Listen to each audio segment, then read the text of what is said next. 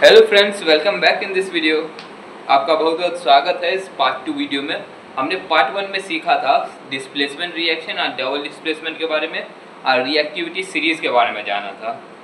Reactivity series जो आपको अभी भी दिख रहा होगा, सबसे ताकतवर पोटेशियम होता है, फिर sodium, calcium, barium, magnesium, aluminium, ऐसे करके इतने सारे होते हैं। और ये आपके 10th के केमिस्ट्री बुक में भी दे रखा होगा ये रिएक्टिविटी सीरीज। ऊपर जो एलिमेंट्स है, सबसे ऊपर में जो है वो सबसे ज़्यादा रिएक्टिव है और जो सबसे नीचे है वो सबसे लो रिएक्टिव है, लीस्ट रिएक्टिव है। सबसे कमज़ोर एलिमेंट्स नीचे में है और उससे ताकतवर जैसे जैसे ताकतवर है वैसे वैसे ऊपर है सब एलिमेंट्स जो स्ट्रॉन्ग है। तो ये आपका रिएक्टिविटी सीरीज है। चार्ज भी लिखा हुआ है, पोटेशियम का प्लस, सोडियम का भी प्लस होता है, +1 होता है, फिर +2 होता है, +2 होता है, +3 एल्युमिनियम का। तो इन सब के चार्जेस होते हैं, ये सब भी आपको याद करना होगा ताकि आप रिएक्शन सही से बैलेंस कर सकें और बना सकें। तो रिएक्शन के दौरान जब आप दो एलिमेंट का रिएक्शन करेंगे और एक कंपाउंड बनाएंगे तो आपको बस वो दोनों एलिमेंट का फॉर्मूला लिखना है उस कंपाउंड में, जो फॉर्मूला तैयार होगा। तो उसके लिए आपको चार्ज सब याद रहना बहुत ही ज़रूरी है।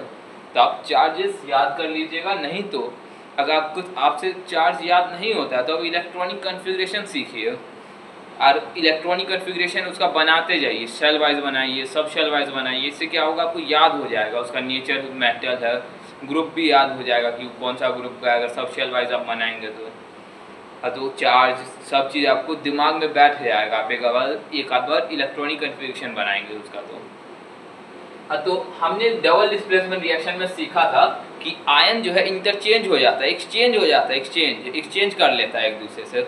जैसे यहाँ पे कैल्शियम क्लोराइड और पोटेशियम हाइड्रोक्साइड का जब हम रिएक्शन करा रहे हैं यहाँ पे, तो कैल्शियम का जगह पोटेशियम ले लेता है और पोटेशियम का जगह कैल्शियम ले लेता है। बस इधर क्या हो रहा है, आयन इंटरचेंज हो रहा है, जगह बदल रहा है आपस में। और ये रिएक्शन जो होता है फास्ट होता है। क्या होता है? Fast. Double displacement reaction having fast rate of reaction, fast rate. आपको ये क्वेश्चन भी आ सकता है एमसीक्यू में, आपको ऑब्जेक्टिव टाइप में भी आपके एग्जाम में पूछ लिया जा सकता है कि कौन सा रिएक्शन होता है जिसमें फास्ट रेट ऑफ रिएक्शन होता है, जल्दी हो जाने वाला रिएक्शन कौन सा होता है, which reaction having fast rate. तो आपका आंसर क्या होगा? Double displacement reaction having fast rate of reaction. Double displacement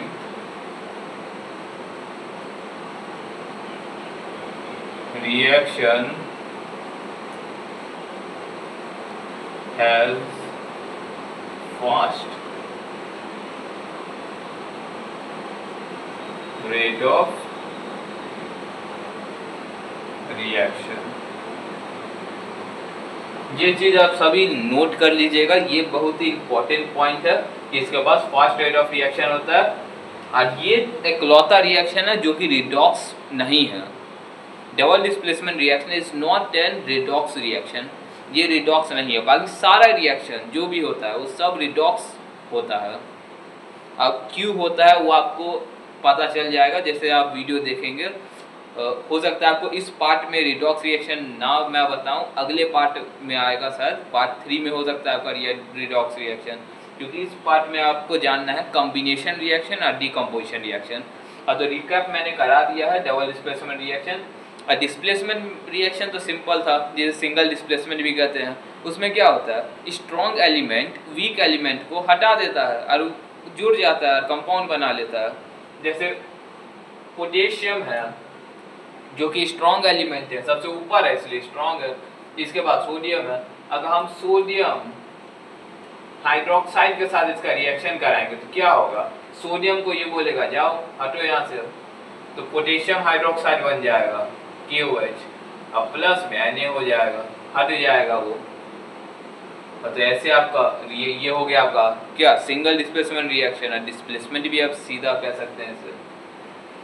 और इसमें क्या किया, पोटेशियम ने सोडियम का जगह छीन लिया, सोडियम को बेघर कर दिया। अब ये जो कंपाउंड बना है, चार्ज दिमाग में रखना है। पोटेशियम का चार्ज होता है प्लस, पोटेशियम का प्लस होता है और हाइड्रोक्साइड का होता है -1। इन दोनों का करेंगे तो बनता है KOH। यहाँ पे 1 जाएगा, यहाँ पे 1 जाएगा, तो वो 1 लिखा नहीं जाता है। आप लिखे ना लिखे कोई जरूरत नहीं है उस चीज़ को लिखने का। यहाँ का +1 है, यहाँ का -1 है, तो ये यहाँ चला गया और ये यहाँ चला गया, ऐसे होता है। तो 1 जब जाता है तो लिखा नहीं जाता है। 1 जैसे यहाँ आया फिर यहाँ आया तो वो लिखने का जरूरत नहीं है। और यही अगर देख लीजिए एल्युमिनियम हाइड्रोक्साइड रहता है, पहले इसको क्लीन कर देते हैं ना।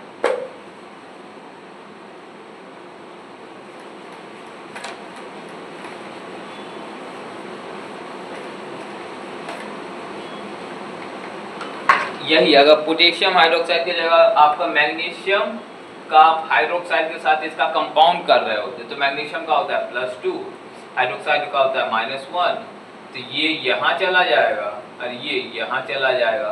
1 तो लिखने का जरूरत नहीं है, लेकिन 2 लिखने का जरूरत है। 1 लिखे ना लिखे 1 बराबर होता है, तो मैग्नीशियम लिखेंगे, ये हाइड्रोक्साइड, इधर 2 लिख देंगे। और जब 2 रहता है तो 2 एटम है, ऑक्सीजन एटम है और दूसरा हाइड्रोजन है, यानी 2 एलिमेंट हो गया। वैसे समझ लिया, अगर एटम समझ में नहीं आया तो एलिमेंट है, एक ऑक्सीजन है एक हाइड्रोजन है, 2 एलिमेंट जुड़ के ये हाइड्रोक्साइड बनता है। तो ब्रैकेट लग जाएगा जब इस पे 2 डालेंगे, तो 2 जो होगा दोनों का होगा ना। अगर ब्रैकेट नहीं डालेंगे और आप अगर ऐसे कर देंगे तब ये 2 बस हाइड्रोजन का होगा, लेकिन ऑक्सीजन के लिए भी है, ये पूरे के लिए है ये, इसलिए ब्रैकेट लगाते हैं। ये थोड़ा बेसिक कॉन्सेप्ट था जो मैंने आपको क्लियर कर दिया है। आपको अगर आता था तो अच्छी बात है, लेकिन अगर किसी को नहीं आता था तो आप सीख चुके हैं। तो अब हमारा कॉम्बिनेशन रिएक्शन। अब combination reaction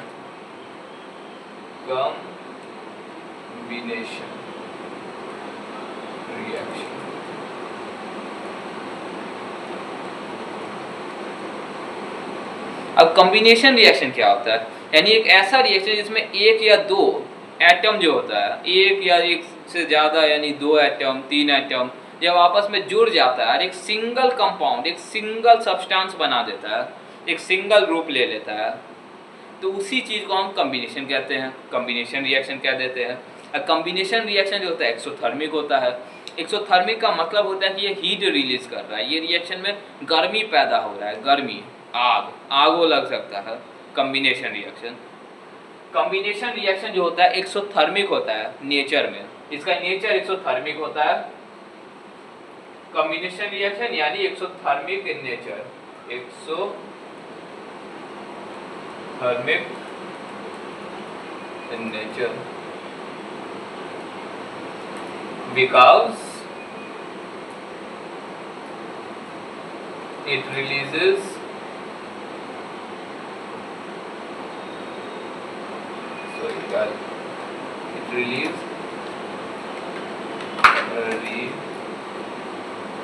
because it relieves heat।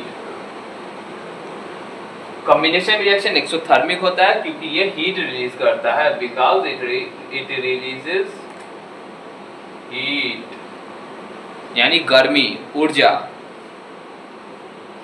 अब कॉम्बिनेशन रिएक्शन आप बनाते कैसे हैं, इसका मैंने आपको एग्जांपल दे रखा है पार्ट 1 में, लेकिन यहाँ पे आप सीखते हैं। जैसे सोडियम ले लेते हैं, Na, जिसका सोडियम का सिंबल होता है Na, और Na क्यों होता है कि उसका लैटिन नेम है नेट्रियम, उस पे इसका सिंबल पर है Na। तो Na इसमें प्लस कर देंगे, ऑक्सीजन O2, वो सिंगल नहीं लिखते हैं, 2 के साथ लग जाता है, ये मॉलिक्यूल्स है, इसे हम क्या कहते हैं, मॉलिक्यूल कहते हैं।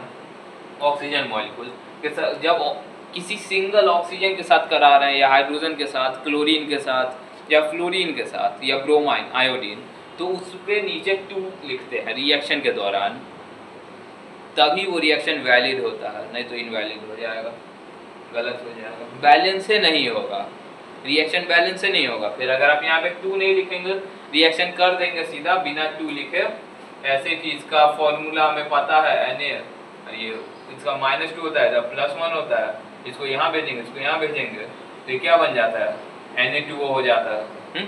ये हो गया।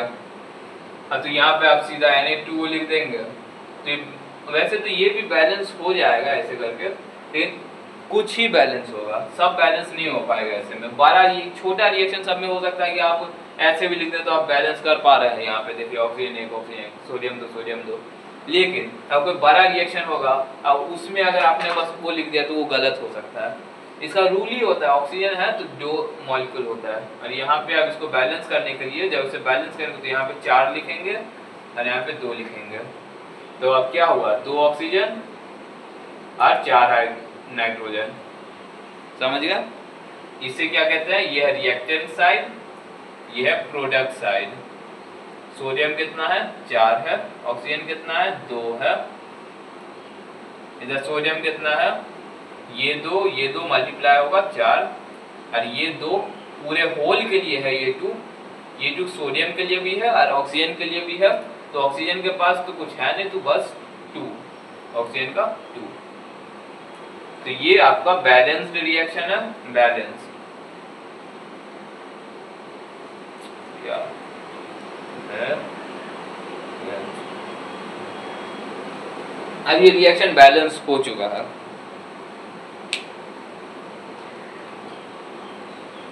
हाँ, तो ऐसे रिएक्शंस को हम कॉम्बिनेशन रिएक्शन कहते हैं। यहाँ क्या, 2 एटम यानी 2 एलिमेंट्स बोले या एटम्स बोले।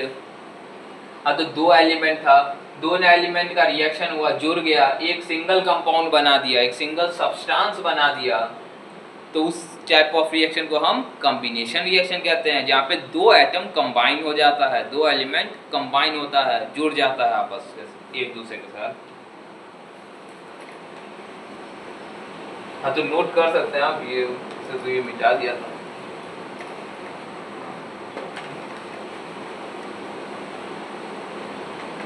अब इसका डिफाइन भी लिख देता हूँ, क्या पता आपको एग्जाम में पूछ ले। आप अपना बुक का डिफाइन या आपका स्कूल में जो टीचर आपको डिफाइन लिखाता है वो भी आप यूज कर सकते हैं, तो मैं भी बता देता हूँ उसका एक डिफाइन। दूस reaction in which 2 or more atoms or elements combine together to form a single compound or substance and also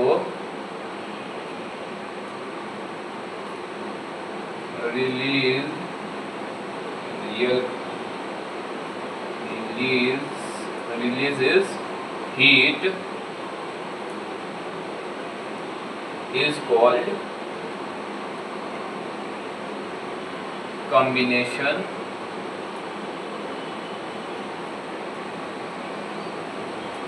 reaction. हाँ, तो ऐसा रिएक्शन जिसमें 2 या 2 से ज्यादा एटम्स या एलिमेंट्स आपस में जुड़ जाता है और एक बड़ा कंपाउंड, एक सिंगल कंपाउंड या एक सब्सटेंस बना देता है, तो उससे हम कॉम्बिनेशन रिएक्शन कहते हैं। इस रिएक्शन के दौरान हीट भी रिलीज होता है, ऊर्जा पैदा होती है, गर्मी का माहौल हो जाता है उस रिएक्शन में, तो उसको कॉम्बिनेशन रिएक्शन कहते हैं। And it is exothermic in nature. क्यों होता है एक्सोथर्मिक? क्योंकि हीट रिलीज होता है, because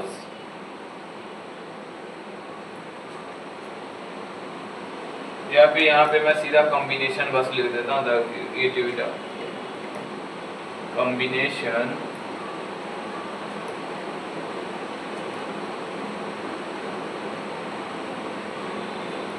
reaction is exothermic in nature because it releases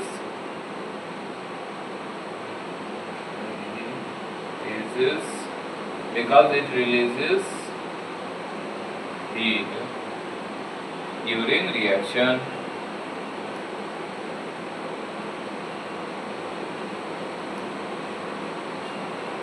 तो क्या होता है, combination reaction is exothermic in nature because it releases heat during reaction. तो आपका कॉम्बिनेशन रिएक्शन यहीं पे समाप्त होता है। कुछ एग्जांपल्स और देख लेते हैं फिर आगे बढ़ते हैं। जैसे एग्जांपल लेते हैं हम पोटेशियम प्लस N2 ले लेते हैं। ये क्या है, नाइट्रोजन है, ये पोटेशियम है। नाइट्रोजन मॉलिक्यूल भी कह सकते हैं। अगर आपको मॉलिक्यूल्स पे भी कोई वीडियो चाहिए, मॉलिक्यूल्स हमें जानना है, मॉलिक्यूल्स ऑफ एलिमेंट क्या होता है, मॉलिक्यूल्स ऑफ कंपाउंड क्या होता है, अगर जानना है आपको इसके बारे में और डिटेल में, कंपाउंड क्या होता है, एलिमेंट क्या होता है, और अगर डिटेल वीडियो चाहिए तो आप कमेंट में बस एक कमेंट कर दीजिए कि हमें चाहिए मॉलिक्यूल्स पे वीडियो, तो अब मैं उस पर भी एक सेपरेट वीडियो बना दूंगा। यदि पोटेशियम प्लस नाइट्रोजन करेंगे तो ये हो जाएगा K3N, इधर 3 डालेंगे तो इधर डालेंगे 6, इधर डालेंगे 2, तो आपका ये रिएक्शन बैलेंस हो गया। 3 2 या 6 हो गया। आप देखिए reactant side, product side, potassium क्या है 6 हो गया यहाँ पे, नाइट्रोजन क्या है 2 है, यहाँ पे पोटेशियम ये 3 2 या 6 हो गया, और नाइट्रोजन ये 2 इसके लिए भी है तो ये 2 हो गया। तो ये क्या हो गया, balanced combination reaction.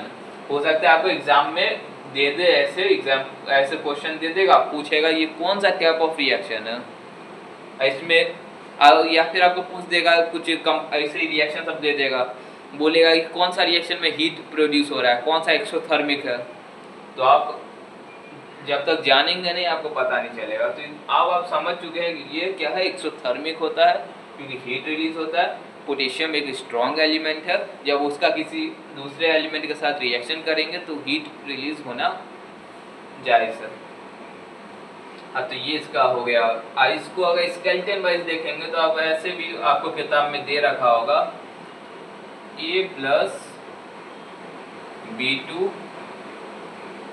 Equals to AB, A plus B ऐसे करके आपको दे रखा होगा, ये भी हो जाता है, या A प्लस B2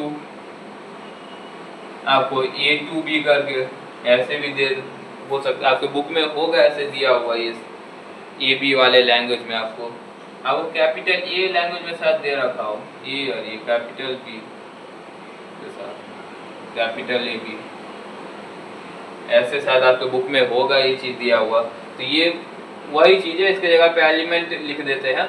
जैसे यहाँ पे A क्या है, ये वाला देखिए, हाँ, तो यहाँ पे A क्या है पोटेशियम, B क्या है नाइट्रोजन, और AB क्या है, तो हमें नहीं पता कि B में, वैसे B तो B2 है होगा, हाँ, तो आपका AB भी बन सकता है। अगर पोटेशियम का क्लोरीन के साथ Cl2 के साथ करेंगे तो आपका आ जाएगा KCl2, सॉरी हाँ KCl आएगा, 2 कैसे आ जाएगा। पोटेशियम का चार्ज होता है +1, इसका होता है -1, हाँ, तो आपका क्या होगा KCl आ जाएगा। हाँ, तो ये इस पे आप फॉलो हो गया पहले इसका स्केलेटन पे, A plus B2 equals to AB, यानी A और B, समझे। तो ये क्या हुआ A और B2 ऐसे करके आपको, यहाँ पे देखिए, यहाँ पे 3 है, यहाँ पे 2 है, ऐसे आपको जिस हिसाब से आपका एलिमेंट का चार्ज होता है उस हिसाब से आपका बनता है ये चीज। तो कॉम्बिनेशन रिएक्शन अब यहाँ समाप्त होता है। अब इसके बाद अब हम जानेंगे डीकम्पोजिशन रिएक्शन के बारे में। अब डीकम्पोजिशन रिएक्शन इसका एकदम ऑपोजिट होता है, एकदम उल्टा। ये एक्सोथर्मिक है नेचर में, हीट रिलीज करता है, उधर हीट एब्जॉर्ब कर लेता है, वो इंडोथर्मिक है। इंडोथर्मिक का मतलब होता है, इंडोथर्मिक रिएक्शन यानी हीट को एब्जॉर्ब कर लेने वाला रिएक्शन, यानी गर्मी को एब्जॉर्ब कर लेगा, उसको हम इंडोथर्मिक कहते हैं। डीकम्पोजिशन रिएक्शन इंडोथर्मिक होता है, यानी हीट प्रोड्यूस नहीं होता है, हीट एब्जॉर्ब कर लिया जाता है उसमें। इसका एकदम उल्टा होता है डीकम्पोजिशन रिएक्शन। जैसे यहाँ पे 2 एटम को जोड़ के एक सिंगल कंपाउंड बनाए, वहाँ डीकम्पोजिशन में क्या होगा, एक सिंगल कंपाउंड रहेगा, उसको तोड़ के 2 एटम या 3 एटम बन जाएगा, या 2-3 एलिमेंट में बढ़ जाएगा सिंगल। फुल्ली अपोजिट होता है। हाँ, तो आप कॉम्बिनेशन रिएक्शन आप नोट डाउन कर सकते हैं वीडियो पॉज करके। तो आप इसे मिटा दें।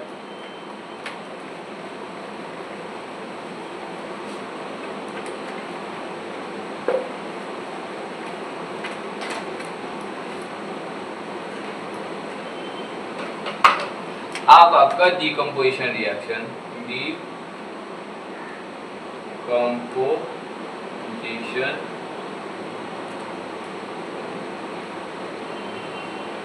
रिएक्शन। अब ये रिएक्शन यानी दूसरी रिएक्शन ऐसा रिएक्शन जिसमें in which a single compound, या फिर लिख सकते हैं लार्जेस्ट कंपाउंड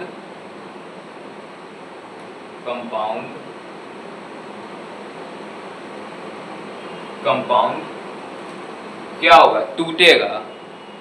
दूसरी reaction in which a single compound the largest compound split या फिर ब्रेक डाउन, स्प्लिट नहीं लिखते हैं, ब्रेक डाउन लिख देते हैं, break down into simpler substance। और सिंपलर सब्सटेंस का मतलब हो गया एटम्स, एलिमेंट्स में ब्रेक डाउन हो जाता है, या फिर सिंपलर सब्सटेंस या फिर लिखते हैं आर एटम्स और एलिमेंट्स, उसे हम क्या करेंगे and this reaction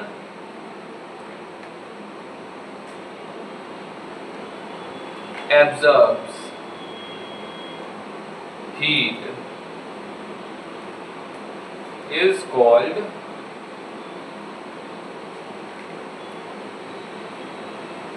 decomposition reaction। तो ये आपका इसका डिफाइन हो गया, मैंने ऑलरेडी एक्सप्लेन कर दिया, एक बार और कर देता हूँ। यानी ऐसा रिएक्शन जिसमें एक बड़ा कंपाउंड, एक लार्जेस्ट कंपाउंड, एक सिंगल कंपाउंड ब्रेक डाउन होता है, टूटता है। टूटता कैसे है ये भी लिख सकते हैं यहाँ पे, break down to simpler substances atoms elements by using, इधर लिख देता हूँ थोड़ा, बाय यूजिंग heat, इलेक्ट्रिसिटी, ये थोड़ा मिटा देता हूँ यहाँ पे, ये अब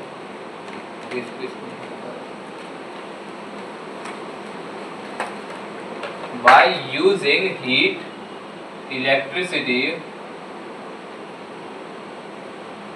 and sunlight, heat, electricity and sunlight, and this reaction absorbs heat is called decomposition reaction।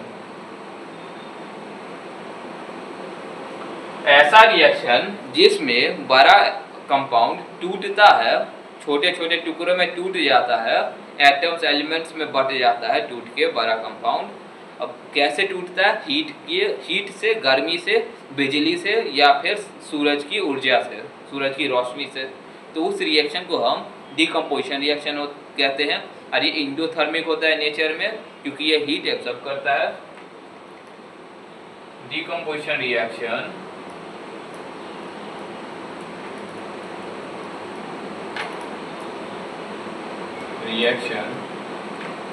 is endothermic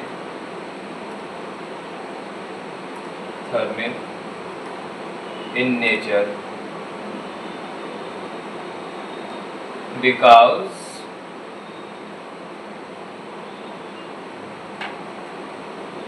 it absorbs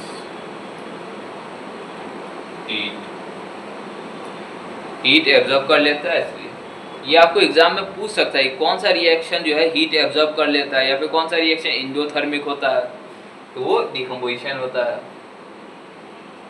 इसके पास आप कुछ टाइप्स आते हैं, 3 टाइप्स। इसका होता है डीकम्पोजिशन रिएक्शन का 3 टाइप्स होता है। तो ये आप नोट डाउन कर लीजिए। अब मैं इसे मिटा देता हूँ।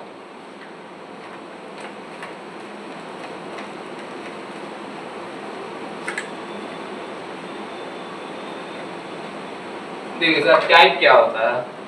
पहला जो टाइप होता है, टाइप्स, पहला होता है थर्मल डीकम्पोजिशन,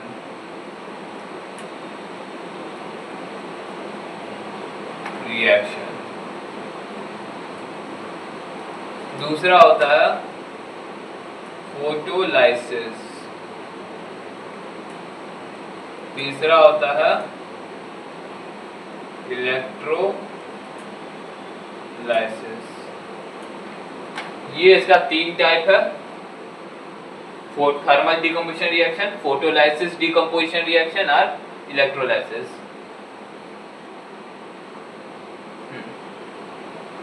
अब थर्मल डीकम्पोजिशन, थर्मल वर्ड का मतलब ही होता है हीट। देखिए मैंने आपको क्या बताया, इस रिएक्शन में क्या यूज होता है, हीट यूज होता है, सनलाइट यूज होता है और इलेक्ट्रिसिटी यूज होता है।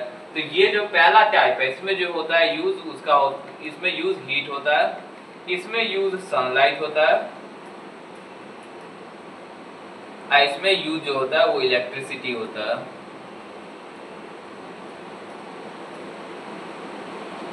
समझे, इसमें पहले में हीट, दूसरे में सनलाइट और तीसरे में इलेक्ट्रिसिटी। इसलिए उसके डिफाइन में मैंने लिखा था by using heat, electricity and sunlight. Photolysis को हम फोटो डीकम्पोजिशन रिएक्शन भी कहते हैं, फोटो डीकम्पोजिशन रिएक्शन। ये इलेक्ट्रोलाइसिस है आपका। तो आप थर्मल डीकम्पोजिशन के ओर बढ़ते हैं। इसका डिफाइन यानी सिंपली जैसे डीकम्पोजिशन रिएक्शन का डिफाइन है वैसे ही, बस थोड़ा सा बस आप ये सनलाइट या इलेक्ट्रिसिटी हटा दीजिएगा तो इसका डिफाइन हो जाएगा। यानी दूस chemical reaction in which largest compound is split or break down into simpler substances or elements or atom by using heat is called thermal decomposition reaction। यानी ऐसा केमिकल रिएक्शन जिसमें बड़ा कंपाउंड टूट के छोटे एलिमेंट्स में बट जाता है या एटम्स में बट जाता है, किसके माध्यम से, हीट के माध्यम से, गर्मी के माध्यम से, ऊर्जा के माध्यम से। तो उसे हम थर्मल डीकम्पोजिशन रिएक्शन कहते हैं। इसमें क्या होता है, सनलाइट का यूज होता है। यानी ऐसा रिएक्शन जिसमें सूरज की ऊर्जा से बड़ा कंपाउंड सब टूट जाता है, इसमें हम क्या यूज करते हैं। फोटोलाइसिस में आपका होता क्या, हैलोजीन जो होता है, हैलोजीन वो आपका हैलाइड में टूट जाता है। अब ये हैलोजीन और हैलाइड क्या होता है, इसका सारा रिएक्शन जो होता है सिल्वर के साथ बनता है। सिल्वर के साथ कोई दूसरा एलिमेंट यानी हैलोजीन जुड़ता है और उसको तोड़ के फिर हैलाइड बना देते हैं सूरज की रोशनी डाल के, यानी सनलाइट डाल के। इलेक्ट्रोलाइसिस, ये इलेक्ट्रोलाइसिस एक प्रोसेस भी है जिससे क्या कहते हैं, रिएक्टिव, हाईली रिएक्टिव, जैसे पोटेशियम सोडियम हो गया, इन सब एलिमेंट को इलेक्ट्रोलाइट्स के द्वारा इलेक्ट्रोलाइसिस प्रोसेस में रिफाइन किया जाता है, मैंने ऑब्टेन किया जाता है इस प्रोसेस के द्वारा। इलेक्ट्रोलाइसिस उसमें भी यूज होता है। यहाँ पे तो बस हम रिएक्शन जानेंगे। अगर आपको इलेक्ट्रोलाइट्स उसका यूज सब क्या कहते हैं, ये आपका सबसे आखिरी नहीं, लास्ट सेकंड चैप्टर आपका केमिस्ट्री का यही है, जिसमें आप जानेंगे कि मेटल्स कैसे ऑब्टेन होते हैं, मिनरल्स और गैंग्यू, ये सब के बारे में आप जानेंगे लास्ट सेकंड चैप्टर में। हाँ, तो अब डिफाइन तो मैंने आपको बता दिया, तो अब मैं वो नहीं लिखूंगा, नहीं तो वीडियो और लंबा हो जाएगा। हाँ, तो अब रिएक्शंस के ओर बढ़ते हैं, थर्मल के ओर। पहले इसे मिटा देते हैं।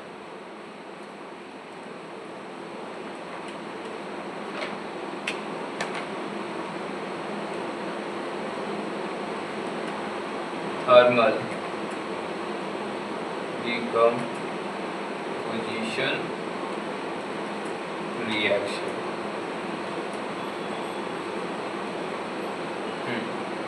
हाँ, तो इसमें अगर हम जैसे ले लेंगे एकदम उल्टा है, जैसे आपको A+B2 था, वो क्या बन रहा था, A2B बन रहा था, यानी कैपिटल लेटर से ये था आपका पिछला में, तो इसी को उल्टा दो, यानी इसमें A2B है, ये जो बन जाएगा हीट डाल देंगे, ये डेल्टा होता है, इसको हीट भी बोलते हैं, डेल्टा डाल, ये साइन आपको डालना पड़ेगा। जब आप डीकम्पोजिशन रिएक्शन करेंगे तो आपको ये साइन डेल्टा का एरो बनाएंगे और उसके ऊपर ये डेल्टा का साइन ट्रायंगल बनाएंगे, या फिर अगर ट्रायंगल नहीं तो आप इसी एरो के साइन पे हीट लिख देंगे, हीट।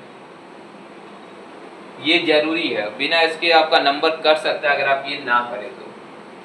डेल्टा या फिर हीट का साइन बनाना पड़ेगा, डेल्टा का मतलब है हीट होता है। हाँ, तो ये साइन पड़ेगा और फिर आपका ये टूट जाएगा A+B2 में, एकदम ओपोजिट है, जैसा मैंने आपको बोला था कॉम्बिनेशन रिएक्शन का ओपोजिट रिएक्शन है ये डीकम्पोजिशन। इंडोथर्मिक होता है नेचर में, ओपोजिट। हाँ, तो आप एलिमेंट्स ले लेते हैं सिर्फ की जगह पे। अब ये तो हो गया स्केलेटन, हो गया इसका एलिमेंट्स। जैसे आपके पास होगा Na2Cl, Na2 क्या है, Na2 सोडियम हाइड्रोक्साइड नहीं, कुछ अच्छा एलिमेंट लेंगे, चलिए पोटेशियम क्लोराइड ले लेते हैं, KCl लेंगे।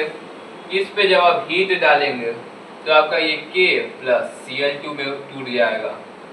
रिएक्शन के दौरान जब आप क्लोरीन को लेंगे तो उसके नीचे 2 लगाना नहीं भूलना है, ये डेल्टा, या आप हीट भी लिख सकते हैं इसके साथ। ये आपका डीकम्पोजिशन रिएक्शन का एक एग्जांपल हो गया। फिर ले लीजिए आप, फिर क्या लेंगे, एल्युमिनियम क्लोराइड ले लीजिए, AlCl3 ले लीजिए, तो इस पे हीट डालेंगे डेल्टा, तो Al+Cl2। अब इसको बैलेंस आप खुद से कीजिएगा। अगर आपको बैलेंस करने नहीं आता है तो बैलेंस के लिए भी कुछ मेथड्स होते हैं, जैसे सबसे पहला होता है हिट एंड ट्रायल मेथड होता है, हिट एंड ट्रायल मेथड, ये पहला मेथड होता है आपका हिट एंड ट्रायल। दूसरा होता है आपका एक होता है पार्शियल मेथड।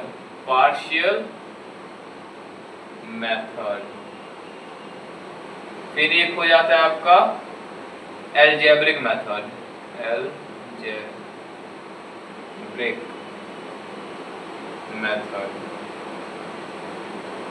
बहुत बच्चे जानते होंगे इसे ABCD मेथड के नाम से, यार ABCD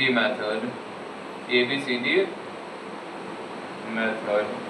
एल्जेब्रिक मेथड को ही ABCD मेथड भी कहते हैं, जिसमें हम ABCD मान लेते हैं, इसको जैसे A मान लेंगे, इसको B मान लेंगे, इसको C मान लेंगे। A को फिर A का कोई वैल्यू मान लेंगे 1 से लेके कुछ 10 तक, या कोई भी वैल्यू 1 मान लेंगे, 2 मान लेंगे, 0 नहीं मानना है, बस 1 2 3 4 कुछ हो मान सकते हैं।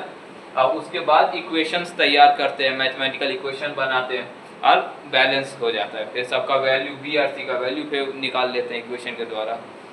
अब वो आप यहाँ पे लिख देंगे जो आपका वैल्यू आता है आगे में। तो वही आपका एल्जेब्रिक मेथड और ABCD मेथड। ये पार्शियल मेथड है, इसमें HNO3 नाइट्रिक एसिड के साथ कैसे बैलेंस किया जाता है एलिमेंट्स को, वो चीज़ हम पार्शियल मेथड में सीखते हैं। 10th क्लास में तो बस आपको नाइट्रिक एसिड के साथ यानी HNO3 के साथ रिएक्शन सीखना है पार्शियल में, और 11th में तो बढ़ जाएगा, बहुत अलग अलग आ जाएगा। ये हिट एंड ट्रायल है, ये सीधा मारो पीटो सीधा कर दो। जैसे यहाँ पे हिट एंड ट्रायल, यहाँ पे 2 क्लोरीन, यहाँ पे 3 है, यहाँ पे मैं इसको इवन करने का कोशिश करता हूँ, 3 2 जा 6 इवन हो जाएगा क्लोरीन। एल्युमिनियम 2 कर देंगे, यहाँ पे 3 2 जा 6 यहाँ पे 3 लगा देंगे। ये क्या हुआ, हिट एंड ट्रायल से मैंने इसको बना दिया। ये बैलेंस हुआ कि नहीं, देख लीजिए, ये रिएक्टेंट साइड हो जाता है, ये प्रोडक्ट साइड हो जाता है। एल्युमिनियम यहाँ पे कितना है, 2 है, क्लोरीन कितना है, 3 है, यहाँ पे एल्युमिनियम 2 है, क्लोरीन कितना है, सॉरी 3 कैसे, यहाँ 3 2 जा 6 है, और यहाँ पे 3 2 जा 6 है। तो ये क्या है, balance, hence balance.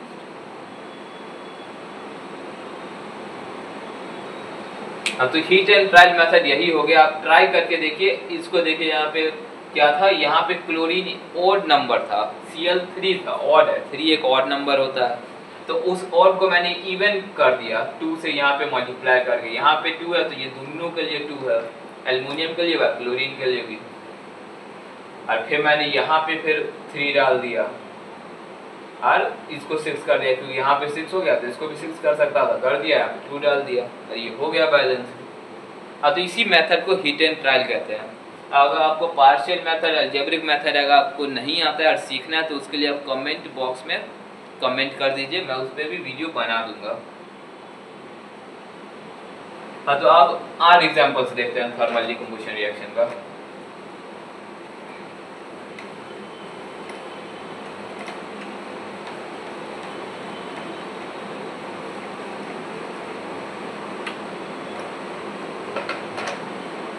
Thermal decomposition reaction, अब एक कंपाउंड लेना है, उसको फिर हीट लगा के तोड़ देना है, सीधा बात, वही आपका थर्मल डिकम्पोजिशन रिएक्शन।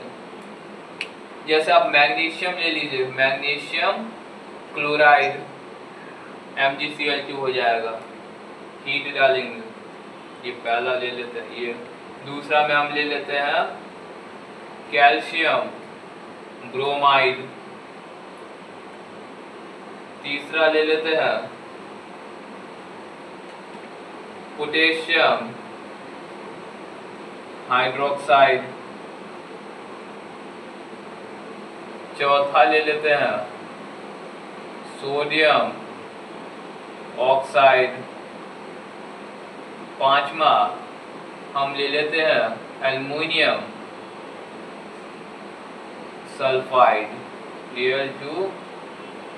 Al2S3 हो जाएगा एल्युमिनियम सल्फाइड। हीट डालते रहेंगे। हाँ, तो 5 वो एग्जाम्पल के साथ सीखते हैं इसे। चलिए छठा एग्जाम्पल पे हम Fe2SO4 का थ्राइस ये ले लेते हैं, थोड़ा सा और कॉम्प्लेक्स वाला ले लेते हैं। अब ये 6 को हम करके देखते हैं कैसे होगा। हीट डाले हैं, इसको हीट भी आप नीचे में ऐसे करके लिख सकते हैं, हीट सब जगह। H बस नहीं लिखना, मैं बस H लिख दिया हूँ, हीट है ये, HEAT हीट।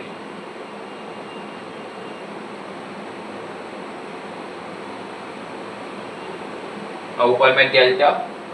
और तो मैग्नीशियम क्लोराइड, हाँ तो इसका कुछ स्केलेटन भी होता है। चलिए पहले कुछ स्केलेटन इसका सीख लेते हैं। स्केलेटन, अब स्केलेटन क्या होता है? स्केलेटन होता है जैसे आप मेटल, इसे बनाने से पहले, इस चीज को करने से पहले आप स्केलेटन जानिए पहले, तो ये आपको और आसान हो जाएगा।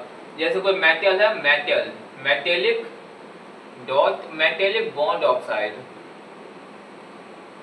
तो इसे आप जब तोड़ेंगे तो ये आपका हो जाएगा metal plus oxide, metal plus oxide. यही अगर आपका रहेगा मेटेलिक हाइड्रोक्साइड, ये क्या है? ये बॉन्ड का सिंबल है, बॉन्ड यानी जुड़ा हुआ। जैसे मैग्नीशियम हाइड्रोक्साइड ले लिए, तो इसको तोड़ेंगे तो magnesium oxide MgO plus H2O कर देते हैं। तो अब ये चीज हो सकता है बहुतों को दिमाग में नहीं आता, ये कैसे हो गया, MgO प्लस H2O कैसे हो गया। तो इसको बैलेंस भी पहले कर देता हूँ, 2 मैग्नीशियम 2 मैग्नीशियम, अब 2 3 मैग्नीशियम हाइड्रोक्साइड, यानी देखिए यहाँ पे स्केलेटन होता है इसका मेटेलिक ऑक्साइड प्लस H2O। हाँ, तो अब इसे बैलेंस करके ट्राई करते हैं, ये बैलेंस कैसे होगा।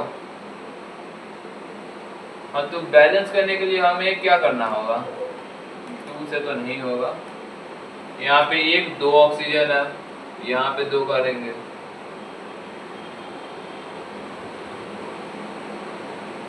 हाँ सीधा सीधी यहाँ पे 2 करेंगे तो यहाँ पे मैग्नीशियम नहीं होगा ना फिर।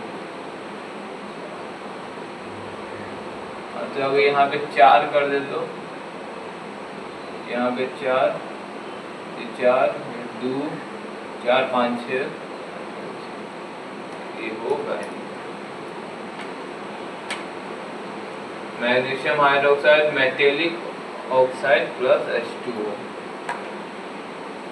हाँ, 1 मैग्नीशियम 1 2 ऑक्सीजन है, सॉरी, ये तो मैं ही गलती कर रहा था। MgOH2 हो गया, ऑलरेडी बैलेंस डी है, इससे बैलेंस कैसे होगा? तब ये नहीं हो रहा था। देखिए यहाँ पे थोड़ा सा बस 2 का गलती किया।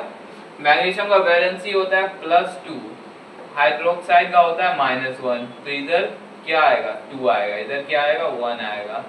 यही गलती के कारण यहाँ पे ये बैलेंस नहीं हो रहा था। यहाँ पे शायद मैं 2 हाथ से शायद मिट गया, या फिर मैंने लिखा नहीं, इसके कारण ये थोड़ा कंफ्यूजन हो गया, ये गलत हो रहा था।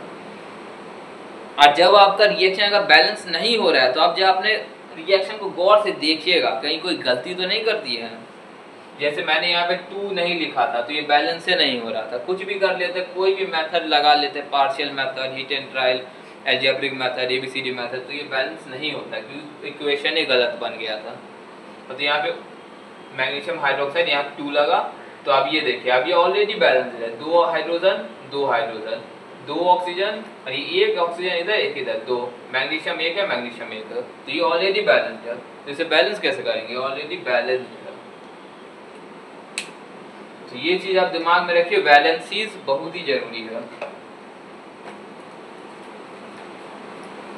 तो आप कुछ स्केलेटन्स आप जल्दी जल्दी नोट डाउन कर लीजिए, उसके बाद मैं आगे बढ़ाऊंगा। तो मेटेलिक ऑक्साइड का मेटल प्लस ऑक्साइड, ये metallic hydroxide, metallic oxide plus water, फिर आ जाता है आपका मेटेलिक कार्बोनेट, तो ये आपका हो जाता है मेटेलिक ऑक्साइड प्लस में CO2। फिर आपको ये, इस पे आप दिमाग नहीं लगाइएगा ये कैसे हुआ, बस रट लीजिए, दिमाग में बैठा लीजिए कि ये इसका आंसर ये है, इसका आंसर ये है। इस पे अगर आप दिमाग लगाएंगे तो कोई फायदा नहीं होने वाला है, उल्टा कंफ्यूजन बढ़ेगा बस। तो जो मैं दे रहा हूँ स्केलेटन्स, ये आपकी किताब में भी होगा, किसी न किसी चैप्टर में आपको ये सब स्केलेटन्स मिल जाएंगे देखने को। अगर नहीं मिल रहा है तो आप यहाँ पे से नोट डाउन कर लीजिए। अगर ये आपके पास है तो आप रिएक्शन को इक्वेशन बना सकते हैं खुद से। अब आ जाता है मेटेलिक बाइकार्बोनेट HCO3, तो ये हो जाता है मेटेलिक कार्बोनेट, मेटेलिक कार्बोनेट, ये -2 पर में लिख सकते हैं, मेटेलिक कार्बोनेट प्लस में हाइड्रोजन कार्बोनेट H2CO3। एक पहला स्केलेटन, दूसरा स्केलेटन, तीसरा, ये चौथा। अब और भी कुछ बच रहा है क्या? हाँ, एक आपका हो जाता है मेटेलिक बॉन्ड X माइनस, जो कि आ जाता है मेटल प्लस X2। अभी X है क्या? ये X जो है आपका फ्लोरीन है, F2 है, Cl2 है, Br2 है, I2 है, N2 है,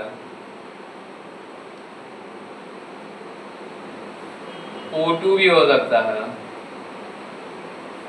ये -1, ये आप चाहे जैसे -1 होता है।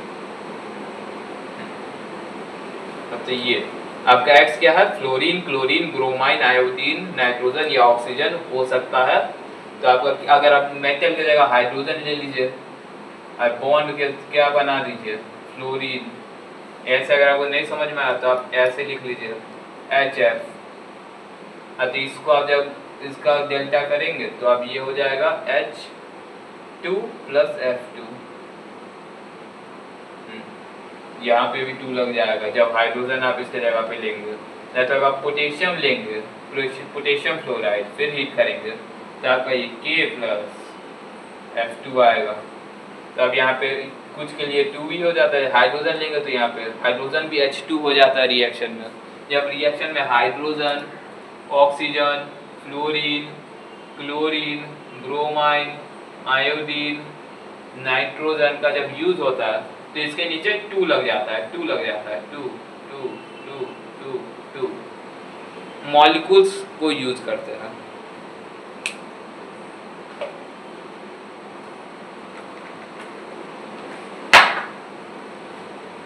ये आपका स्केलेटन हो गया, यही आपका सारा स्केलेटन है यहाँ तक।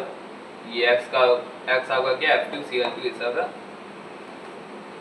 इसका चार्ज तो पता ही होगा आपका, इसका -1 होता है, इसका भी -1, -1, इसका -3 है, इसका -2। तो जल्दी से आप ये नोट डाउन कर लीजिए और इसका आंसर अब मैं आपको बताता हूँ क्या होगा। अब खुद से भी आप बना सकते हैं इसको। ये स्केलेटन्स बहुत ही जरूरी है, जल्दी से नोट डाउन कर लीजिए। तो अब मैं मिटा देता हूँ।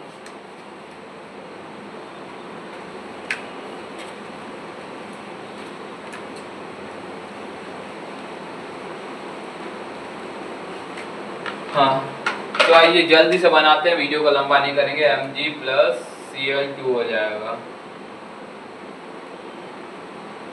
ये आपका बैलेंस्ड है, देख लीजिए बैलेंस है ये। फिर Ca + Br2 हो जाएगा। जैसा आपको मैंने बताया था, मेटल के साथ जब X यूज करेंगे तो आपका क्या हो जाएगा, X नेगेटिव यूज करेंगे तो मेटल आएगा और प्लस में X नेगेटिव आएगा, 2 बन जाएगा नीचे। X क्या आपका नॉन मेटल है। तो ये फिर यहाँ देखिए ये आपका K मेटेलिक ऑक्साइड हो जाएगा, K2O हो जाएगा, प्लस में H2O हो जाएगा। जैसा मैंने आपको स्केलेटन में बताया, इसलिए मैंने आपको स्केलेटन पहले बता दिया था कि आपको यहाँ पे कंफ्यूजन ना हो कि ये K2 और ये H2O कैसे आ गया। तो ऐसे आया है ये। अब Na प्लस में O2 हो जाएगा, ये Al प्लस में ये S8 हो जाएगा, सल्फर मॉलिक्यूल।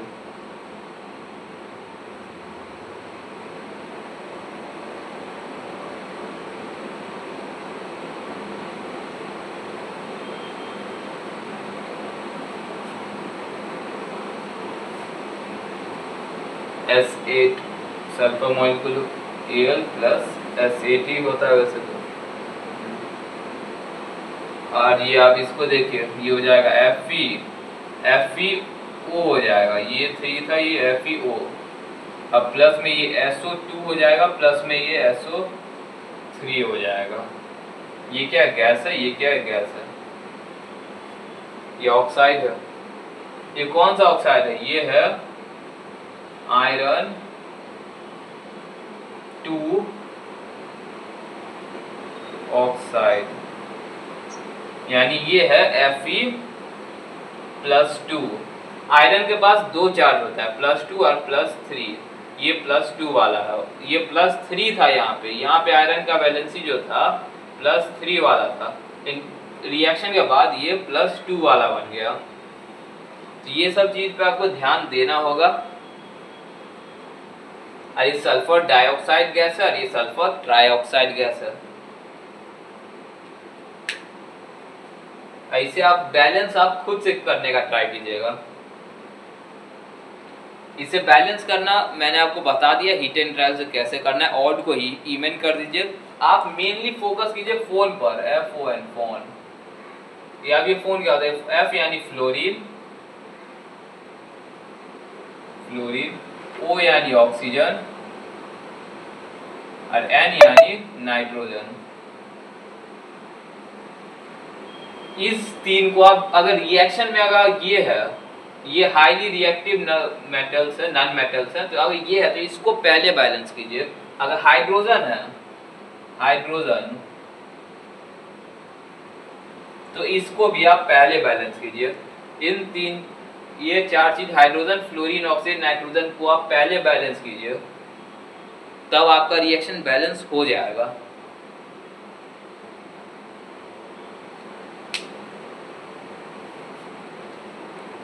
और अगर बैलेंस करने के लिए आपको कुछ मेथड्स चाहिए तो उसके लिए मैं आपको अलग से एक वीडियो बनाऊंगा जिसमें आपको मैं सारे मेथड सिखा दूंगा कि किस किस मेथड से आप बैलेंस कर सकते हैं। आप एग्जाम में आपको ये क्वेश्चन ऐसे पूछ देगा, आपको बोलेगा मैग्नीशियम क्लोराइड एक कंपाउंड है, उसको आप डिकम्पोज कीजिए, हीट डाल के उसको तोड़िए और बनाइए। तो आपको अगर बोलेगा सिर्फ इक्वेशन बनाने के लिए तो आप बस इतना ही करेंगे। अगर आपको बोलेगा इक्वेशन बनाइए और बैलेंस भी कीजिए तो आप बैलेंस भी करेंगे।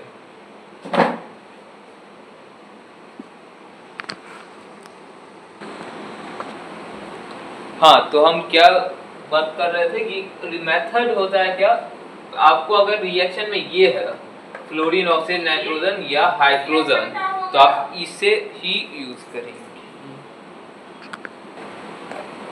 हाँ, तो फोन को आप बैलेंस करेंगे और हाइड्रोजन है तो उसको बैलेंस करेंगे आप रिएक्शन में। हाँ, तो ये आपका डीकम्पोजिशन रिएक्शन यहीं पे आप खत्म होता है, आपका ये डीकम्पोजिशन रिएक्शन यहाँ पे आप समाप्त होता है। अगर आपको और एग्जांपल चाहिए, अगर कोई क्वेश्चन है तो आप कमेंट बॉक्स में कमेंट कर सकते हैं। ये आप नोट डाउन कर ले, तो मिटा देता हूँ।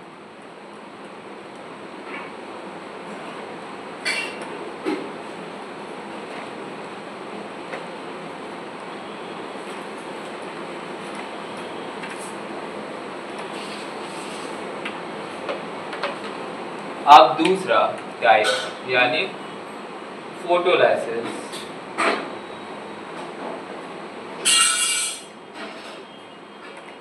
आप फोटोलाइसिस सीखते हैं कि फोटोलाइसिस रिएक्शन अब क्या होता है, यानी फोटोलाइसिस और आप क्या बोल सकते हैं, photo decomposition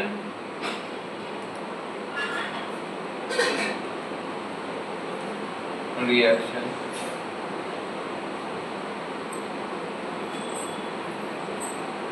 photo decomposition reaction. हाँ, तो इसमें हम सनलाइट का यूज करते हैं। डिफाइन मैं आपको नहीं लिखाने वाला हूँ कि वीडियो बहुत लंबा हो चुका है और लंबा नहीं करना है ज़्यादा।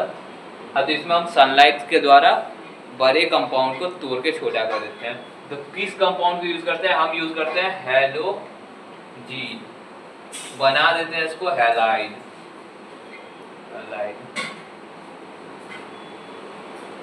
यानी फॉर एग्जांपल देखिए, हम यूज करेंगे सिल्वर क्लोराइड, इसको बना देंगे सिल्वर प्लस क्लोराइड, ये गैस है उड़ जाएगा। हम यूज करेंगे सिल्वर ब्रोमाइड, तो हम बना देंगे सिल्वर प्लस ब्रोमाइड।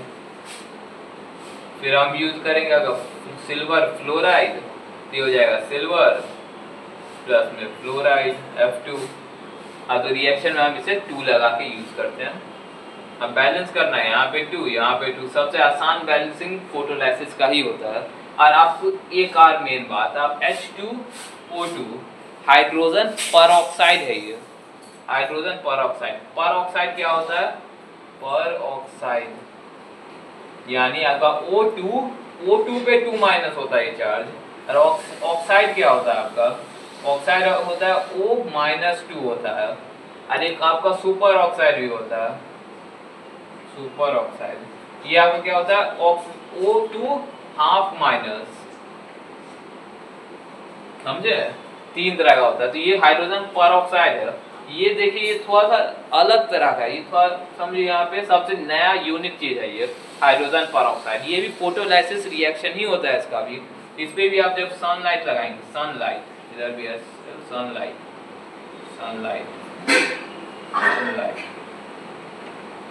तो ये टूटेगा H2 प्लस में O2 में, O2 हो जाएगा, ये भी समझे होगी, ये बैलेंस्ड ही होता है। ये आपका हाइड्रोजन परऑक्साइड है, ये आपका समझिए एक्सेप्शन टाइप का हो गया फोटोलाइसिस में। ये आपको एग्जाम पॉइंट ऑफ व्यू में पक्का पूछ सकता है हाइड्रोजन परऑक्साइड के बारे में। नोट डाउन कर लीजिए, स्टार मार्क बना के लिखिएगा, ये आपको एग्जाम में भी पूछा जा सकता है। ये है परऑक्साइड। तो यही आपका है फोटोलाइसिस का हैलोजीन है ये, और ये हो गया हैलाइड, सिल्वर प्लस हैलाइड। क्या लिखते हैं, सिल्वर प्लस में हैलाइड। हैलोजीन को हम तोड़ देते हैं, सिल्वर प्लस हैलाइड, ये है हैलाइड। यहाँ पे हैलोजीन है, यहाँ पे हैलाइड बन गया, यहाँ पे हैलोजीन में है, यहाँ पे हैलाइड बन गया। इसको बैलेंस करना बहुत ही आसान होता है। यही है आपका फोटोलाइसिस रिएक्शन। इसको आप क्या लिख सकते हैं, इसका आप स्केलेटन, तो क्या ही स्केलेटन होगा, जैसे ये है इसको तोड़ दिए, यानी सिल्वर हैलाइड, ऐसे नहीं, इसको मैं लैंग्वेज में लिख देता हूँ, सिल्वर हैलाइड, हैलोजीन, हैलोजीन टूट गया, silver plus halide.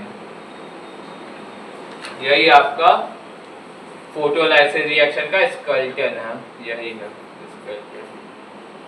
Silver halogen silver plus halide में टूट जाता है। तो आपका फोटोलाइसिस रिएक्शन भी यहीं पे खत्म होता है। इस रिएक्शन में हम सनलाइट का यूज करते हैं।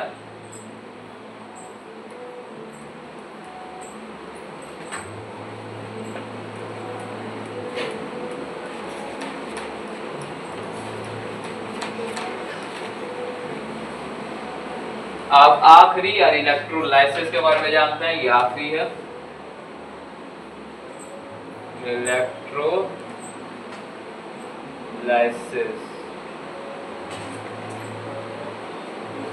इलेक्ट्रोलाइसिस मतलब ये क्या होता है, ये भी बड़ा कंपाउंड छोटा एलिमेंट में टूट जाता है। एक बड़ा कंपाउंड, जैसे एक बड़ा पत्थर है, इस पे बिजली मारा, इलेक्ट्रिसिटी,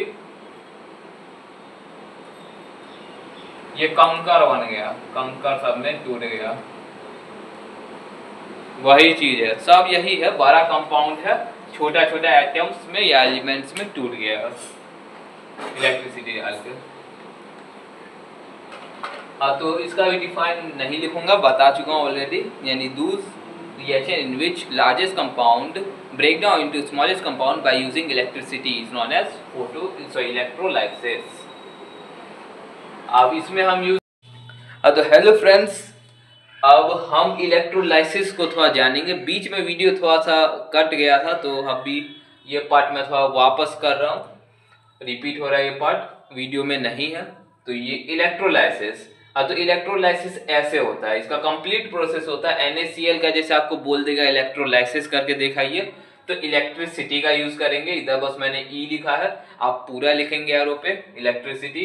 तो इलेक्ट्रिसिटी जब हम सोडियम क्लोराइड में डालेंगे, ये सॉल्यूशन होता है सोडियम क्लोराइड का, जिसमें हम इलेक्ट्रिसिटी जब पास करेंगे तब सोडियम प्लस में टूट जाएगा, क्लोरीन माइनस में टूट जाएगा। सोडियम जो है एनोड में जाएगा, एनोड प्लेट पे, और क्लोरीन जो है कैथोड प्लेट पे जाएगा। अभी एनोड और कैथोड होता क्या है, चार्जिंग प्लेट, इलेक्ट्रोड के बारे में आपको पहले जानना होगा, ताकि आप और अच्छे से जान सके। तो पहले आप थोड़ा सा बेसिक चीज और जान लीजिए। इलेक्ट्रोलाइसिस के लिए आपको बस थोड़ा सा इलेक्ट्रोड जानना है, इलेक्ट्रोड। तो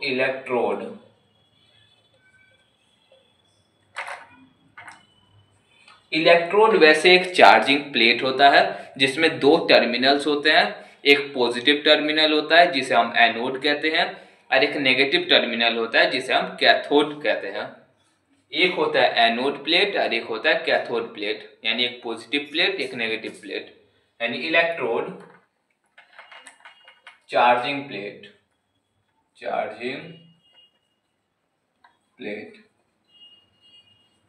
having both positive and negative terminals which is called cathode and anode। Cathode होता है आपका नेगेटिव प्लेट,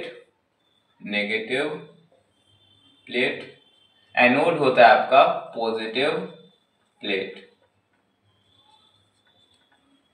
यानी जैसे आपका एक हो जाएगा, एक बड़ा सा ये इलेक्ट्रोड हो जाएगा, इसका एक पार्ट जो होता है पॉजिटिव होता है, एक पार्ट जो होता है वो नेगेटिव होता है। ये एक चार्जिंग प्लेट होता है।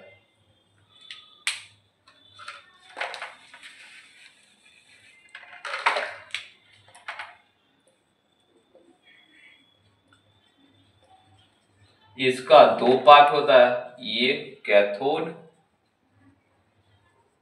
और एक होता है anode. Negative plate, positive plate. तो आप शायद आप समझ रहे होंगे कैथोड और एनोड क्या होता है। कैथोड के पास एक्सेस होता है इलेक्ट्रॉन्स का, यानी इलेक्ट्रॉन्स कैथोड पे जा सकते हैं। कैथोड पे सबसे ज्यादा इलेक्ट्रॉन्स होते हैं क्योंकि नेगेटिव है, और इलेक्ट्रॉन जो होता है वो भी नेगेटिव होता है। ये होता है आपका प्रोटॉन। फंडामेंटल पार्टिकल्स आपने अगर पढ़ा होगा तो फंडामेंटल पार्टिकल्स एक इलेक्ट्रॉन होता है, एक प्रोटॉन होता है और एक न्यूट्रॉन होता है। न्यूट्रॉन का तो यहाँ पे काम नहीं है, यहाँ इलेक्ट्रॉन और प्रोटॉन का। ये नेगेटिव प्लेट है तो इसके पास है इलेक्ट्रॉन्स, एक्सेस ऑफ इलेक्ट्रॉन्स। ना electrons having excess on negative plate called cathode, और electron doesn't have excess to the positive plate anode. यानी एनोड पे मैंने होता है, इलेक्ट्रॉन्स भी होते हैं एनोड पे, लेकिन बहुत कम होते हैं। सबसे ज्यादा एनोड पे हो जाता है। ये पॉजिटिव प्लेट है तो इसके पास क्या होगा, प्रोटॉन्स होगा। ये नेगेटिव प्लेट है, इसके पास क्या होगा, इलेक्ट्रॉन्स होगा। इसके पास इलेक्ट्रॉन्स मैक्सिमम होता है, इसके पास प्रोटॉन मैक्सिमम होता है, इसके पास प्रोटॉन्स जो है मिनिमम होता है, इसके पास इलेक्ट्रॉन जो होता है मिनिमम होता है। ये बात आपका क्लियर हो गया होगा। तो आपको ये भी पता होगा कि मेटल्स जो है इलेक्ट्रॉन लॉस करते हैं, और नॉन मेटल्स जो है उनका प्रॉपर्टी ये है, मेटल और नॉन मेटल का। मेटल का गेन कर, मेटल का होता है लॉस करने का, और नॉन मेटल का होता है गेन करने का इलेक्ट्रॉन्स को। हाँ, तो यहाँ ये नेगेटिव है तो इसके पास कौन आएगा, मेटल की नॉन मेटल। इसके पास इलेक्ट्रॉन्स है, इसके पास इलेक्ट्रॉन्स नहीं है। तो अब क्या लगना चाहिए कि कैथोड के पास क्या आना चाहिए, इसके पास इलेक्ट्रॉन्स है, जिसके पास इलेक्ट्रॉन नहीं है वो ना आएगा। जिस अगर इसको ये मान लीजिए एक अमीर आदमी है, एक गरीब आदमी है, अगर मुझे पैसे का जरूरत है या किसी को पैसे का जरूरत है, वो किसके पास जाएगा, अमीर आदमी के पास कि गरीब आदमी के पास, वो अमीर आदमी के पास जाएगा। तो जैसे मेटल हो गया अपना, मेटल्स, इसके पास इलेक्ट्रॉन्स नहीं है, माने लॉस कर रहा है, इसका प्रॉपर्टी होता है लॉस करना, लॉस ऑफ इलेक्ट्रॉन्स। अब कितना लॉस करता है, 1 2 3 ऐसे लॉस करता है, 4 भी लॉस करता है मेटल। हाँ, तो इसके पास इलेक्ट्रॉन नहीं है, इसको इलेक्ट्रॉन्स चाहिए, लॉस कर रहा है, तो ये जाएगा कैथोड के पास, इलेक्ट्रॉन मांगेगा कैथोड से कि दे दो रे बाबा, इलेक्ट्रॉन दे दो। इसके पास प्रोटॉन्स है पॉजिटिव। अब देखिए नॉन मेटल जो होता है वो इलेक्ट्रॉन गेन करता है, उसके पास इलेक्ट्रॉन्स है, तो ये भिखारी है। नॉन मेटल्स मान लीजिए अमीर इंसान है, और ये है अमीर इंसान, यानी एक एग्जांपल लीजिए, मेटल्स हो गया आपका गरीब, पुअर पीपल, पुअर, और नॉन मेटल हो गया आपका रिच मैन्स, रिच पीपल। तो गरीब इंसान किसके पास जाएगा, अमीर इंसान के पास, जो कि कैथोड है। तो मेटल किसके पास जाएगा, कैथोड के पास। और नॉन मेटल जो है अमीर है, तो अमीर के पास जाएगा नहीं, यहाँ पे अमीर गरीब के पास जाएगा उसको अमीर करने। यानी नॉन मेटल्स के पास इलेक्ट्रॉन्स होते हैं तो जाएगा एनोड के पास इलेक्ट्रॉन दान करने। अमीर इंसान को अगर कुछ दान करना होगा तो किसके पास जाएगा, किसी अमीर इंसान के पास जाएगा दान करने, कि गरीब इंसान के पास, तो गरीब के पास जाएगा। इसके पास इलेक्ट्रॉन नहीं है तो इसको दान करेगा इलेक्ट्रॉन, इसके पास बहुत कम है, मिनिमम इलेक्ट्रॉन है, तो इसको दान करेगा इलेक्ट्रॉन नॉन मेटल। तो अब आपको पोजीशन पता चल रहा होगा कि कौन किसके पास जाएगा। मेटल जाएगा इधर नेगेटिव प्लेट पे, और नॉन मेटल जाएगा एनोड पे, यानी पॉजिटिव प्लेट पे। ये मेटल जो है लॉस करता है इलेक्ट्रॉन, तो इलेक्ट्रॉन मांगने जाएगा कैथोड के पास, नेगेटिव प्लेट के पास, और नॉन मेटल जो है गेन करता है इलेक्ट्रॉन, वो इलेक्ट्रॉन देने जाएगा एनोड प्लेट के पास, यानी पॉजिटिव प्लेट के पास। तो अब कंसेप्ट, आप अपना क्वेश्चन को आप खत्म करते हैं। तो अब आप समझ गए कि सोडियम जो है मेटल है, एक इलेक्ट्रॉन लॉस कर रहा है तो एनोड के पास जाएगा इलेक्ट्रॉन मांगने, एक इलेक्ट्रॉन लॉस कर रहा है तो ये एनोड के पास नहीं, कैथोड भी। लगता है कुछ गलत हो गया, यहाँ पे लिखा गया उल्टा पुल्टा हो जाता है। हाँ, तो इसके पास इलेक्ट्रॉन नहीं है तो ये किसके पास जाएगा, कैथोड के पास इलेक्ट्रॉन लेने, कैथोड। इसके पास इलेक्ट्रॉन्स है, इसको इलेक्ट्रॉन्स दान करना है, तो ये किसके पास जाएगा, एनोड के पास, एट एनोड। ये इलेक्ट्रॉन लिया, सोडियम ने एक इलेक्ट्रॉन लिया, किससे लिया, कैथोड से लिया, कैथोड से एक इलेक्ट्रॉन लिया, और वो किसको, कैथोड ने एक इलेक्ट्रॉन दिया, किसको दिया, सोडियम मेटल को दिया, sodium, from cathode to give 1 electron to sodium. गरीब इंसान को या सोडियम को जिसके पास इलेक्ट्रॉन नहीं है उसे इलेक्ट्रॉन दिया गया। किसने दिया? कैथोड ने दिया। अब क्लोरीन ये नॉन मेटल है, इसके पास इलेक्ट्रॉन्स है, इससे एक इलेक्ट्रॉन, एक क्लोरीन है यहाँ पे, तो इससे इसके पास एक एक्स्ट्रा इलेक्ट्रॉन है, तो ये किसको देगा? एनोड प्लेट को देगा, क्योंकि इसके पास इलेक्ट्रॉन नहीं है, मिनिमम इलेक्ट्रॉन्स है, तो ये टू गिव एनोड। तो इतना कंसेप्ट आपका क्लियर हो गया होगा। अब आप क्वेश्चन बना सकते हैं इलेक्ट्रोलाइसिस पे। एक एग्जाम्पल मैं आपको और दे देता हूँ, इसको रब करके। तो ये आप लिख सकते हैं, नोट डाउन कर सकते हैं। तो अब इसे मिटा दिया जाता है, क्या देते हैं,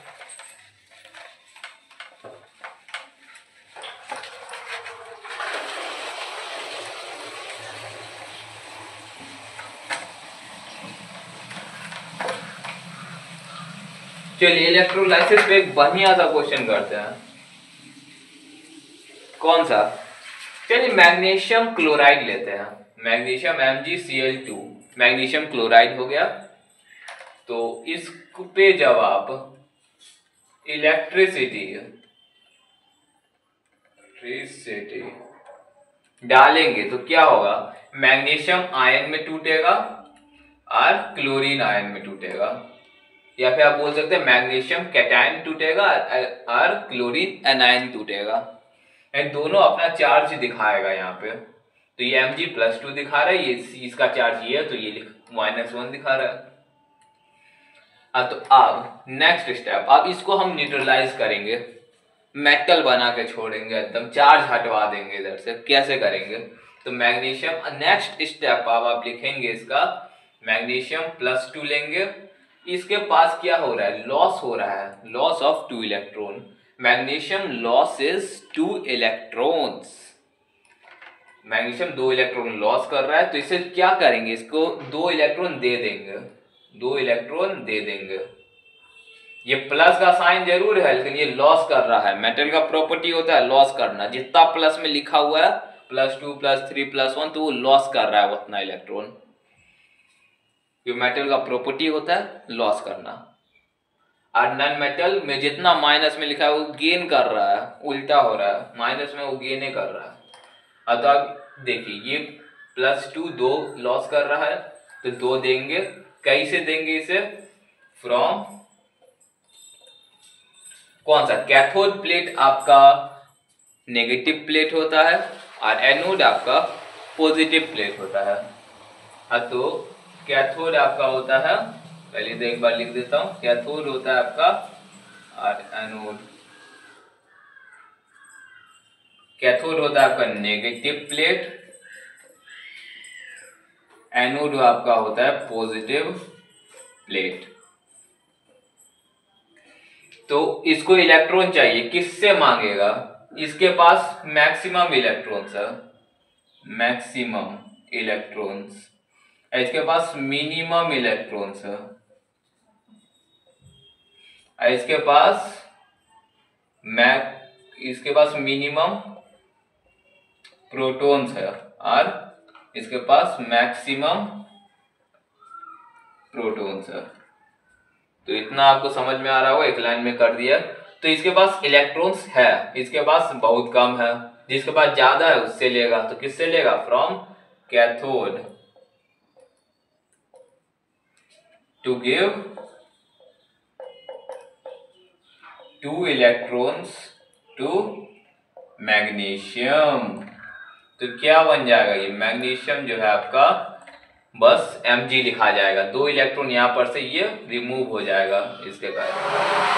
अब ये देखिए यहाँ पे भी आपको लिखना पड़ेगा कि ये +2 जो है इसके बाद 2 इलेक्ट्रॉन कम है, यानी लॉस कर रहा है, 2 इलेक्ट्रॉन घाटे में चल रहा है। तो ये किसके पास जाएगा? कैथोड के पास जाएगा। तो नेगेटिव प्लेट के पास जाएगा, एट कैथोड लिखेंगे, एट कैथोड। और ये एक इलेक्ट्रॉन इसके पास है, माने गेन कर रहा है 1 इलेक्ट्रॉन, तो ये किसको देने जाएगा? इसके पास कम इलेक्ट्रॉन है, मिनिमम इलेक्ट्रॉन, तो ये इसको 1 इलेक्ट्रॉन दान करने जाएगा एनोड को, यानी ये हो जाएगा एट एनोड। हाँ, तो अब क्लोरीन की बारी आई। यहाँ पे आपको 2 लिखना है, 2 लिखना आप नहीं भूलेंगे। जब अकेले में आता है क्लोरीन, यहाँ पे से टूट के यहाँ आ गया तो ये Cl2- होगा।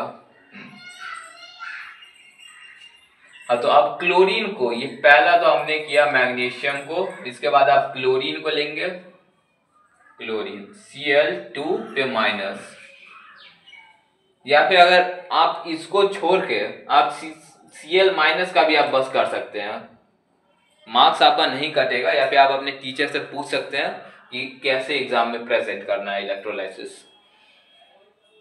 हाँ, तो Cl-, इसके पास एक इलेक्ट्रॉन ज्यादा है, तो ये एक इलेक्ट्रॉन किसे देगा, एनोड को देगा, यानी माइनस हो जाएगा 1 इलेक्ट्रॉन। ये बस Cl को मैंने लिया है, अगर Cl2 लेता तो 2 इलेक्ट्रॉन घटाता, 2 क्लोरीन का इलेक्ट्रॉन है, 2 क्लोरीन के पास जोड़ के 2 इलेक्ट्रॉन हो जाता है। हाँ, तो एक इलेक्ट्रॉन इससे ले लूंगा मैं, तो ये Cl हो जाएगा। ये किसको दिया, chlorine give, Cl gives 1 electron to anode plate, ऐसा भी आप लिख सकते हैं, प्लेट भी लिख सकते हैं, एनोड या नेगेटिव टर्मिनल, सॉरी नेगेटिव नहीं, पॉजिटिव टर्मिनल। एनोड जो है पॉजिटिव प्लेट है, तो इधर पॉजिटिव टर्मिनल भी लिख सकते हैं।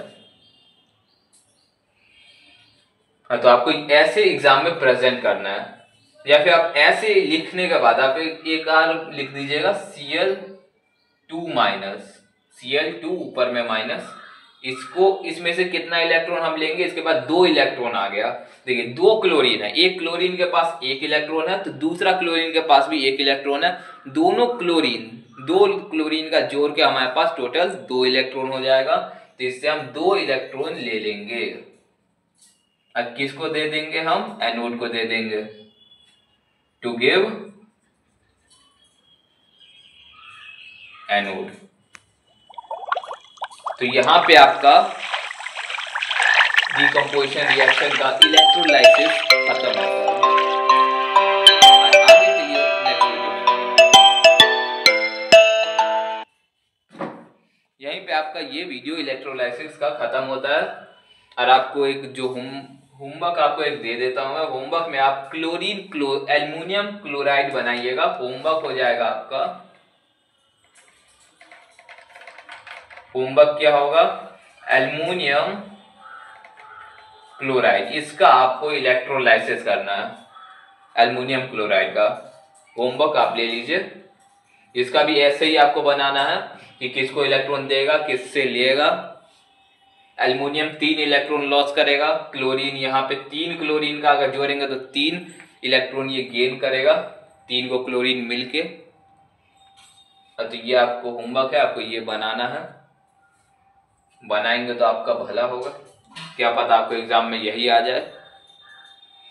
तो इलेक्ट्रोलाइसिस भी यहाँ खत्म होता है। अब अगला यानी नेक्स्ट जो आपका हो जाता है कम, यहाँ पे आपने कॉम्बिनेशन डिकम्पोजिशन रिएक्शन इस पार्ट 2 वीडियो में आपका खत्म होता है। अब रिडॉक्स रिएक्शन आपको पार्ट 3 वीडियो में मिलेगा।